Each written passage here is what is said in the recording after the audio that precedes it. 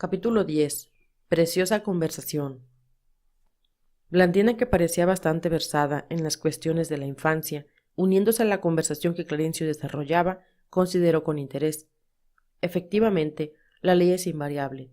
Sin embargo, el niño desencarnado muchas veces es problema aflictivo. Casi siempre dispone de amigos que le siguen de cerca, amparándole el destino. Sin embargo, he observado a millares de niños que por la naturaleza de las pruebas en que se envolvieron sufren muchísimo a la espera de oportunidades favorables para la adquisición de los valores que necesitan. Y sonriendo bondadoso añadió: el caso de Julio no es para mí de los más dolorosos. He visitado departamentos de reajuste en los que se demoran hermanos nuestros arrancados de la carne violentamente como frutos verdes del árbol en que se desarrollan, procesos de mente enfermiza que sólo benditas estancias regeneradoras en la carne consiguen curar. ¿Podríamos recibir de su experiencia algunos ejemplos objetivos?, indagó Hilario curioso. Son muchos, ponderó nuestra interlocutora gentil. Tenemos para demostración más práctica los absurdos de la megalomanía intelectual. Hay personas en la tierra que no se cuidan contra los desvaríos de la inteligencia y hacen de la astucia y de la vanidad el clima en el que respiran.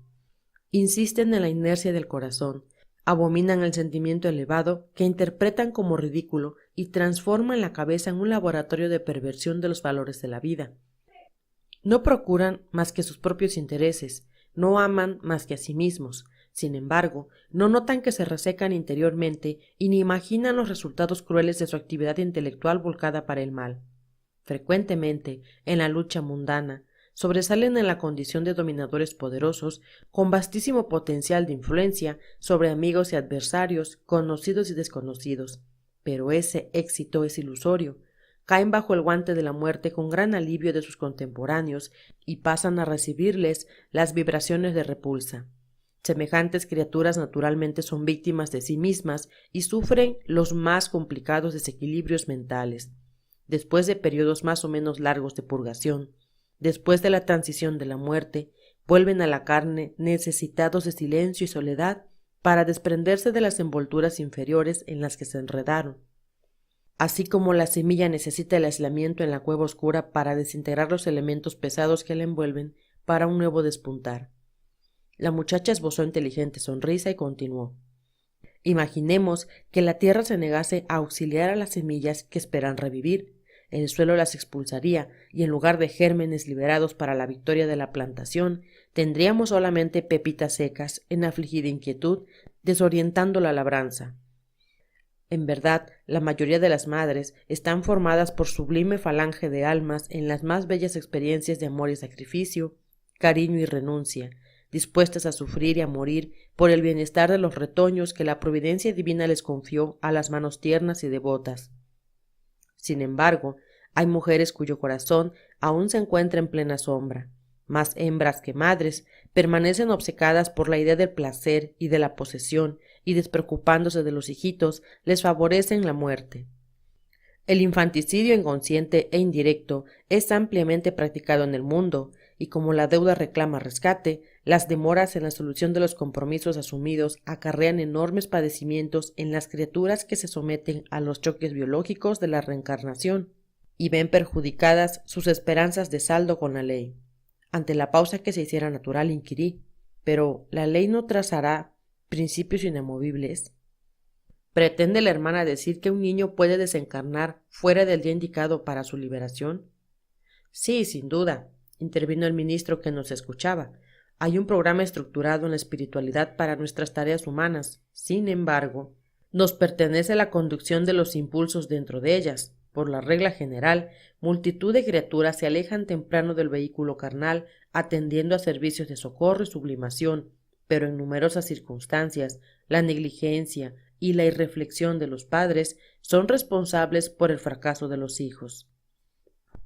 Aquí, explicó Blandina dulcemente, recibimos muchas solicitudes de asistencia en beneficio de pequeños amenazados de frustración. Tenemos hermanas que por nutrir pensamientos infelices envenenan la leche materna, comprometiendo la estabilidad orgánica de los recién nacidos. Vemos a matrimonios que a través de riñas continuas proyectan rayos magnéticos de naturaleza mortal sobre sus tiernos hijos, arruinándoles la salud, y encontramos mujeres descuidadas que confían el hogar a personas aún animalizadas, que a la búsqueda de satisfacciones enfermizas no se avergüenzan de administrar hipnóticos a seres frágiles que reclaman desvelado cariño. En algunas ocasiones conseguimos restablecer la armonía con la deseable recuperación. Sin embargo, muchas veces somos obligadas a asistir al malogro de nuestros mejores propósitos. En esos casos intervine buscando mayores esclarecimientos. Sin embargo, Blandina, comprendiéndome la interrogación íntima, se adelantó. En esos casos, aún y siempre, la ley es invariable. Las pruebas y tareas sufren dilación en el tiempo, pero serán cumplidas al fin.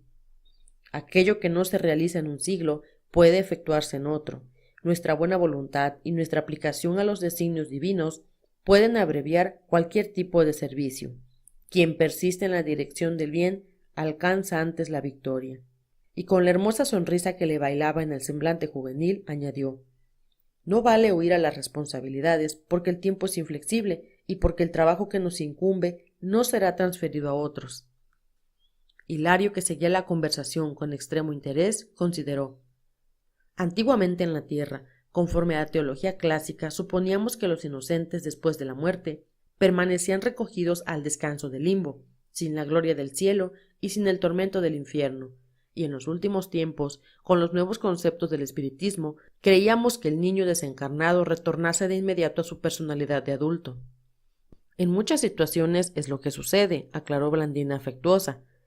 Cuando el espíritu ya alcanzó elevada posición evolutiva, asumiendo el control mental de sí mismo, adquiere el poder para desprenderse fácilmente de las imposiciones de la forma, superando las dificultades de la desencarnación prematura.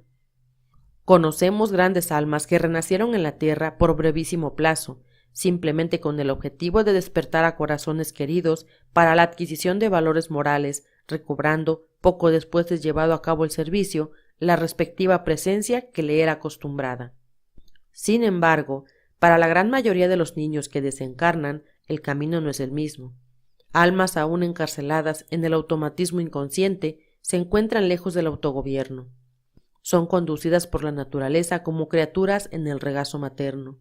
No saben desatar los lazos que las aprisionan a los rígidos principios que orientan el mundo de las formas, y por eso exigen tiempo para renovarse en el justo desenvolvimiento.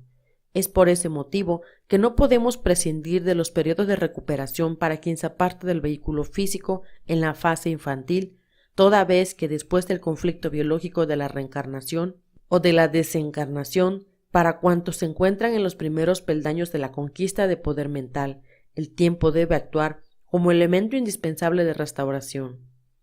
Y la variación de ese tiempo dependerá de la aplicación personal del aprendiz en la adquisición de luz interior a través del perfeccionamiento moral propio. Nos encantaba la exposición clara y sencilla de nuestra interlocutora, cuyas palabras tangían con tanta felicidad graves problemas de la vida. En sus fórmulas verbales sencillas y accesibles penetrábamos en inquietantes enigmas en la puericultura. Blandina sabía asociar la comprensión y la gracia, instruyéndonos con discernimiento.